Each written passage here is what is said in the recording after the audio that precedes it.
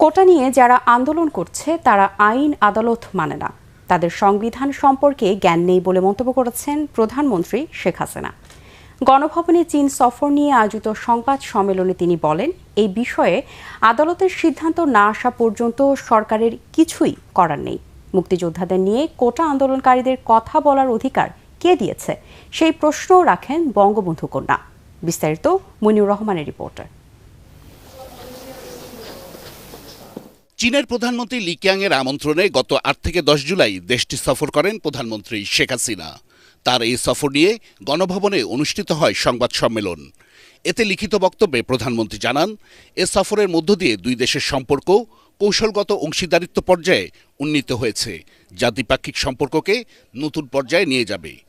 পরে প্রশ্নোত্তর পর্বে প্রধানমন্ত্রী চীন সফরে কোনো সফলতা নেই এমন নেতিবাচক মন্তব্যের জবাবে সরকার প্রধান জানান, যারা এসব কথা বলছেন তারা জেনে শুনে বলছেন কিনা। আমি তার আগে ভারতে গেলাম, তাদের সাথে আমার সম্পর্ক বলে আসলে ভারতের কাছে দেশ বেচে দিছি।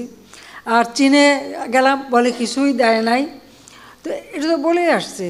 আর ভারতের কাছে দেশ বেচা, গোলামি স্বাক্ষর করা, চুক্তি স্বাক্ষর করা, এগুলি বাতিল করতে হবে সেই কথাও বলা, তো এটা তো একটা শ্রেণীর লোকের, এটা তাদের এক ধরনের মানসিক অসুস্থতা বলে মনে করি। সংবাদ সম্মেলনে গুরুত্ব পায় সাম্প্রতিক কোটা ইস্যু। এ প্রসঙ্গে প্রধানমন্ত্রী প্রশ্ন রাখেন, সরকারি চাকরিতে বীর মুক্তিযোদ্ধার নাতি নাতনিরা কোটা সুবিধা পাবে না, তাহলে কি রাজাকারের পরিবারের সদস্যরা সুবিধা পাবে? মুক্তিযুদ্ধের বিরুদ্ধে এত ক্ষোভ কেন? মুক্তিযোদ্ধাদের নাতিপুতিরাও পাবে না, তাহলে কি রাজাকারের নাতিপুতিরা পাবে? সেটা আমার প্রশ্ন, দেশবাসীর কাছেও প্রশ্ন, যে রাজাকারের নাতিপুতিরা সব কিছু পাবে, মুক্তিযোদ্ধারা পাবে না।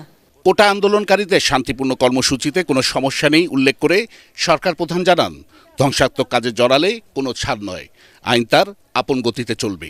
আদালতে চলে গেল, তা আদালতে সেটা সমাধান, এবং আদালত তাদের সুযোগ দিয়েছে, বলেছে আপনারা আসেন, আর্গুমেন্ট করেন, বলেন, তা আদালতে যাক, বলুক না, তারা রাজপথেই সমাধান করবে।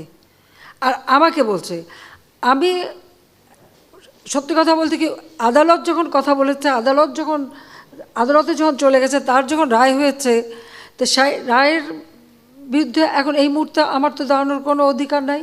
এটা তো আমার সংবিধানও বলে না, আমার পার্লামেন্টও বলে না, কার্যপ্রণালী বিধিও বলে না, কিছুই না। যতক্ষণ পর্যন্ত আদালত থেকে সমাধান না আসবে ততক্ষণ আমাদের এখানে কোনো কিছু করার থাকে না। এটা বাস্তবতা, এই বাস্তবতা তাদের মানতে হবে। আর যদি না মানে কিছু করার নাই, আর রাজপথে আন্দোলন করতেই থাকবে, তবে কোনো ধ্বংসাত্মক কাজ করতে পারবে না। যতক্ষণ তারা শান্তিপূর্ণভাবে করে যাচ্ছে কেউ কিছু বলছে না। কিন্তু এর বাইরে যখন কিছু করবে, পুলিশের গায়ে হাত দেওয়া বা পুলিশের গাড়ি ভাঙা বা এভাবে আক্রমণ, এগুলি যদি করতে যায়, তাহলে তখন তো আইন তার আপন গতিতে চলবে, এখানে আমাদের কোনো কিছু করার নেই। সংবাদ সম্মেলনে প্রেসিডেন্ট পদপ্রার্থী ডোনাল্ড ট্রাম্পের উপর গুলিবর্ষণের ঘটনায় নিন্দা জানান প্রধানমন্ত্রী শেখ হাসিনা। যুক্তরাষ্ট্রের মতো গণতান্ত্রিক রাষ্ট্রে একজন সাবেক প্রেসিডেন্টের উপর এ হামলার ঘটনাকে দুঃখজনক বলে মন্তব্য করেন তিনি। মনিউর রহমান, এটিএন বাংলা, ঢাকা।